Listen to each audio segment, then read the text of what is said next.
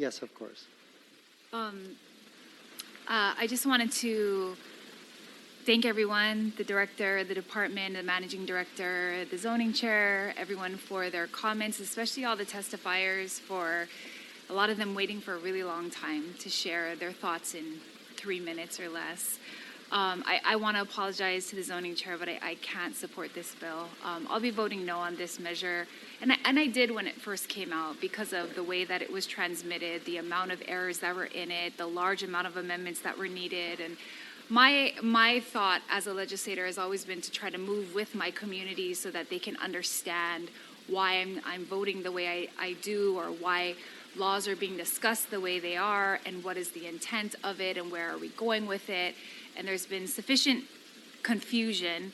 And so for me, I can't support the bill because of the lack of stakeholder engagement, as I mentioned earlier, just really hoping and wishing that there is still time to really run this through our neighborhood boards. I mean, those are people that, are on the ground every day with us and could bring in a lot of good insight. The need for current enforcement right now, the need for consistency and uniformity, the 667% jump for biannual certificate renewal fees, not enough careful consideration of how to support and protect local families operating legally. The people of Hawaii come first before any other interests or industries. And it's unfortunate that the current illegal vacation rentals are still being allowed to operate. I was a legislator when Airbnb came forward and we discussed this, and I remember when we asked them to disclose the TMKs, they said no. So the fact that Bill 89 got as far as it did, where they were willing to do it, you guys passed an ordinance, I mean, that was gold. I just am sad that it's still not being enforced, and we heard all the reasonings, and I'm confident, the zoning chair will try to fix some of these things. I'm concerned that the measure makes significant changes to the ordinance governing transit accommodations on an accelerated schedule. Bill 89 was a good 4 years of deliberation and discussion and making sure that it was done correctly. And with the 11 pages of proposed amendments, it's really close to a gut and replace. I mean, it's because the bill is changing so dramatically from when it started, it's very hard. I had to read it many, many, many times to understand what parts were taken out, and if the problematic parts were removed, did the good ones stay? What did they change it to? I do think that gut and replace judgment by the Supreme Court of our state was clear that we need to make sure that the public is up and with us, and that we're being as transparent as possible when discussing laws and ordinance changes. I think that the original transmission of the bill was kind of the issue, because we didn't get exactly what was coming over, and then we got a letter with all of the proposed amendments right after it was transmitted. I'm confused why we're already on second reading and why we haven't kind of taken a step back to see if we should reassess the foundation of how the bill was introduced and if we're going where we wanted it to. I think that 4 years of deliberating over Bill 89 over enforcement is probably why people are frustrated that the enforcement's not happening. They released numbers in 2019 that 264 notices of violation were sent out, $132,600 of assessed fines, and only 2,000 paid. In 2020, 325 violations, 3 million of assessed fines, but only 31,000 were paid. In 2021, 43 issued, $337 of fines, and none were paid. And Jill Paulin, a testifier earlier, said that it took 20 years to shut down one of these illegal vacation rentals through the fees and liens on the property. So how can the public support a new bill about vacation rentals when the current bill rules haven't been enforced or maybe even enacted? Many of the testifiers were from Kailua area crying out for current enforcement, and we can do that right now. So why aren't we doing that right now? The current bill includes some inconsistent zoning rules in resort parcels, including Makaha and Ko'olina, and I'm glad that the zoning chair is going to take that up. Not all resort parcels will qualify as vacation rentals. A handful will, but they're determined arbitrarily. And the 50% TVU for the buildings, I mean, I can't even imagine what would happen if they had to do a lottery and some people have to give it up, some don't, some have to register. I just think that needs to be thought through more carefully, because it's affecting local families that have been, some people, 70 years from the testimony today. Would people be coming to the city with lawsuits? Public policy needs to have consistency and uniformity. The Board of Realtors shared the reasons why people are legally doing month-to-month rentals.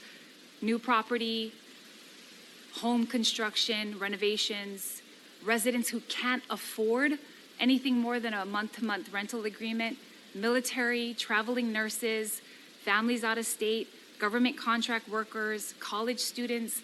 How does this bill help local residents in this situation? Have we taken the time to consider that?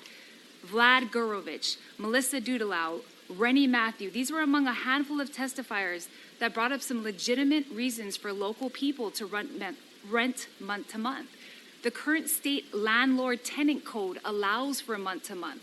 So if we pass this, is in direct conflict with the state code, and if people continue the 30 days, they're actually still legal. The jump from 600 to 4,000, I just can't even imagine how that's beneficial to local residents that are legally complying. Why are legally complying people having to pay these high fees so that illegal people can get cracked down on? It doesn't make any sense. How many permits has DPP issued for Bill 7? We just went from 2 to 3. We need to issue permits for more affordable housing, because people who are forced into month-to-month rentals because of this bill will be forced straight out of Hawaii. So we need to consider the fact that increasing the affordable rental inventory is part of this. People wouldn't be, as Natalie Iwasla testified, wouldn't be in the month-to-month rental situation if it wasn't already so expensive to live here. The housing industry and the rental industry is very volatile right now in Hawaii. It's very, very expensive. That's why I asked, why doing this so fast? There are people that still can't afford to live to Hawaii, and we're going to make it worse. The legislature is discussing ways we can make Hawaii more affordable, and we're proposing ways that it's going to be more expensive. I think that people like Stu Simmons, Christine Otoza, who brought up these illegal vacation rentals, they want to see this enforced, but that's not what's going to happen unless we get more inspectors and we actually get this funded. I know that for me, as somebody that grew up as a resident here, I would never sell my property so that more generations of our family could live here, but many of these future generations are moving out. And some people who are legally using their property so that they don't lose it because they want to keep it in their family, they're legally doing it. Why are we criminalizing them? These are people we want to stay here in Hawaii. The current administration said they're committed to work with us, but we're committed to work with our communities. We need to move together. I can't support this version of the bill and didn't support it when it initially came out because of the pages and pages of confusion. I think the lack of engagement, the need for current enforcement now, consistency and uniformity, the jump in fees, the lack of careful consideration of how to protect legal residents, these are among some of my concerns, Chair. And I know that it'll change. I'm hoping it'll get better, but I do also want to throw out there that we should consider maybe taking a step back and doing this the right way. People just got out of COVID. They're saying that COVID's the reason why we're discussing this. I would argue that because of COVID, a lot of people have been put out of work. I would argue that because of COVID, people are in a very bad situation. Are we considering that people have been put into a rental situation that they didn't want to be in? I don't want us to see more local families move away. I think we should be careful and mindful in the way that we proceed forward with this. And I'm confident that if it does proceed, that everyone will take their best shot forward at improving it. But we might also need to take thought into taking a step back and seeing if we can lay a better foundation so we can do what's right for the residents of Hawaii. Thank you. Thank you.